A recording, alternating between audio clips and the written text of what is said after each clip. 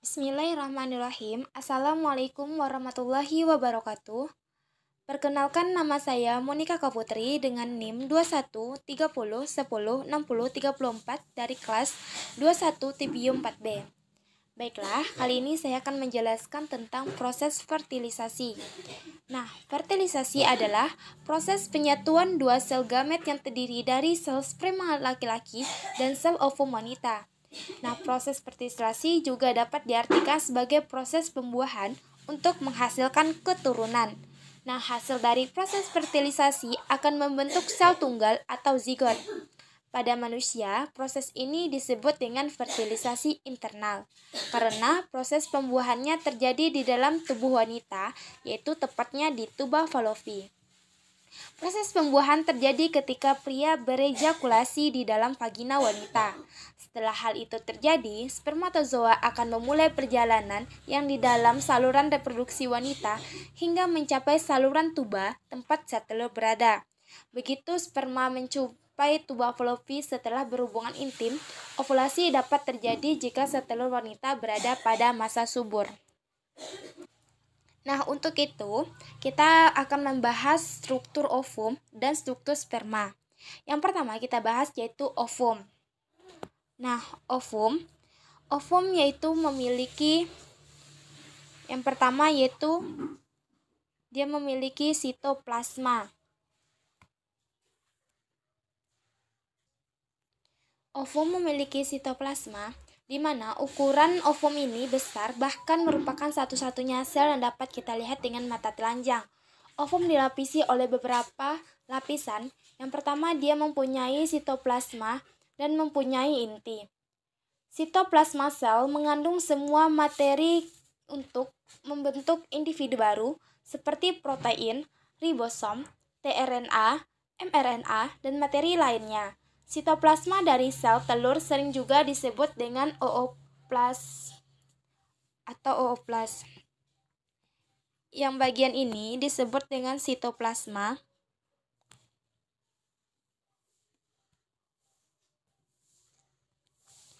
Ini merupakan daerah sitoplasma. Kemudian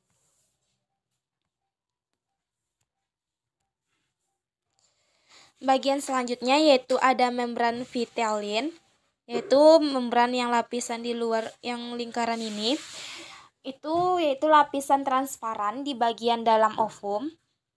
Kemudian ada zona pelupsida.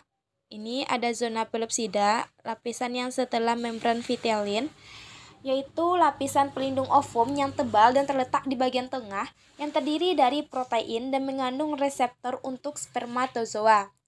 Nah, yang selanjutnya yaitu ada corona radiata. Ini ada corona radiata, yang ini merupakan corona radiata, yaitu merupakan sel-sel granulosa yang melekat di sisi luar oosit dan merupakan mantel telur ovum yang paling tebal.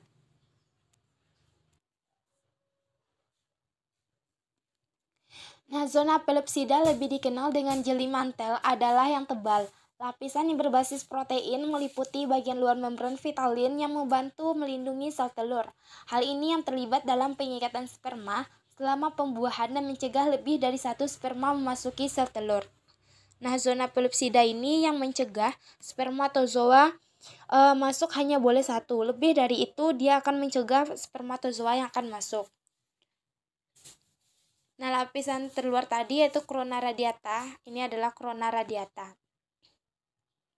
yang bertindak dengan menyediakan sel telur dengan protein esensial dan bertindak seperti pembungkus gelembung, melindungi saat berjalannya menuruni tuba Fallopi. Nah, selanjutnya yaitu struktur spermatozoa. Nah, sel sperma terdiri dari kepala, bagian tengah, dan bagian ekor.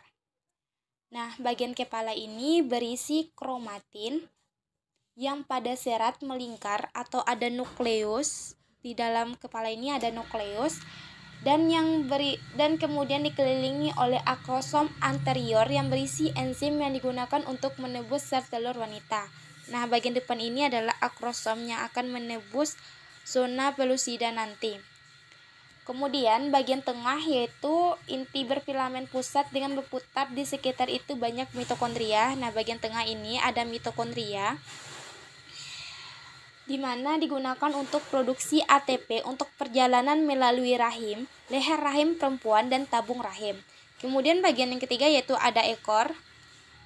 Nah, ekor atau flagel akan mengeksekusi gerakan cambuk yang mendorong spermatosit tersebut.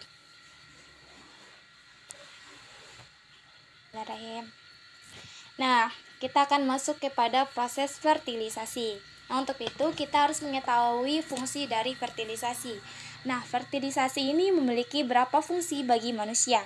Pertama yaitu dia akan mengaktifasi sel telur dari wanita yang telah dibuahi agar dapat melalui proses pembuahan. Kemudian menurunkan materi genetik dari laki-laki ke wanita pada janin, serta memulihkan kembali jumlah kromosom dari haploid menjadi diploid dan menentukan jenis kelamin janin saat proses pembuahan terjadi. Nah, kita akan masuk kepada proses fertilisasi. Syarat penting terjadinya fertilisasi adalah hubungan kontak antara sperma dan sel telur. Jika syarat fertilisasi sudah terpenuhi, maka proses pembuahan bisa dimulai. Dalam proses fertilisasi ada beberapa tahapan yang perlu dilalui. Di antaranya, yang pertama yaitu penetrasi corona radiata. Tahap pertama yaitu pembuahan manusia adalah penetrasi spermatozoa ke dalam corona radiata sel telur. Corona radiata merupakan lapisan terdiri dari sel-sel granulosa yang mengelilingi sel telur. Sel sperma mampu melewati penghalang pertama ini karena adanya pelepasan enzim hyaluronidase dan gerakan flagelnya. Setelah berhasil melewati corona radiata, maka spermatozoa akan menghadapi penghalang kedua yaitu zona pelupsida. Nah, pada gambar ini dapat kita lihat ini adalah zona pelupsida yang ungu ini. Yang ini adalah tahap pertama, yaitu penetrasi corona radiata. Ini juga masih tahap pertama. Kemudian yaitu penetrasi zona pelupsida. Maaf, ini sudah tahap kedua yaitu zona pelupsida. Nah, zona pelupsida merupakan lapisan eksternal yang mengelilingi oosit. Untuk dapat menembus zona pelupsida dibutuhkan lebih dari satu sel sperma. Meskipun demikian, pada akhirnya hanya akan ada satu sel sperma yang berhasil masuk dan membuahi sel telur. Supaya dapat melewati zona pelupsida, kepala sperma melakukan kontak dengan ZP3 dari zona pelupsida. Hal tersebut akan memicu reaksi akrosom dan melibatkan pelepasan serangkaian enzim hidrolitik. Nah, enzim ini akan melarutkan zona pelupsida dan membuka jalan bagi sel sperma agar bisa melewatinya. Reaksi akrosom menyebabkan serangkaian modifikasi sel sperma yang memungkinkan terjadinya kapasitasi alami, yang akan memungkinkan sel sperma masuk ke dalam sel telur dan menyebabkan membran kedua sel tersebut menyatu. Nah, yang ketiga yaitu fungsi membran. Ketika sel telur berhasil mencapai membran plasma oosit, maka terjadi 3 proses pada gamet wanita, yaitu pembentukan kerucut pembuahan, depolarisasi instan dari membran, dan pelepasan butiran kortikal dari telur. Dan yang keempat yaitu fungsi inti dan pembentukan zigot. Setelah pengikatan, oosit akan mengaktifkan dirinya untuk menyelesaikan meiosis kedua, di mana jumlah kromosom berkurang. Nah, yang ketiga ini sperma sudah berhasil menembus zona pelupsida. Kemudian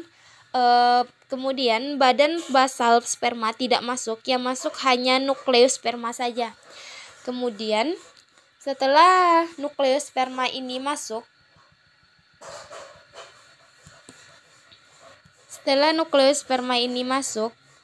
yaitu ada granukal kartikal. Nah, nukleus ini dia akan masuk ke dalam sitoplasma. Dia akan menyatu nanti dengan nukleus yang ada pada ovum. Berikut ada video mengenai proses proses fertilisasi. Berikut video proses terjadinya pembuahan fertilisasi, di mana sel sperma memasuki daerah kewanitaan, yang itu kemudian dia berenang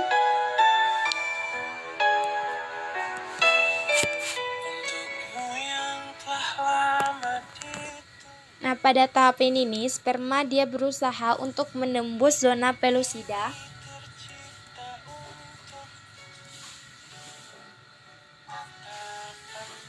Yang pertama ini adalah penetrasi corona radiata, penembusan zona pelusida, dan kemudian nukleus masuk dan menyatu dengan nukleus pada ovum.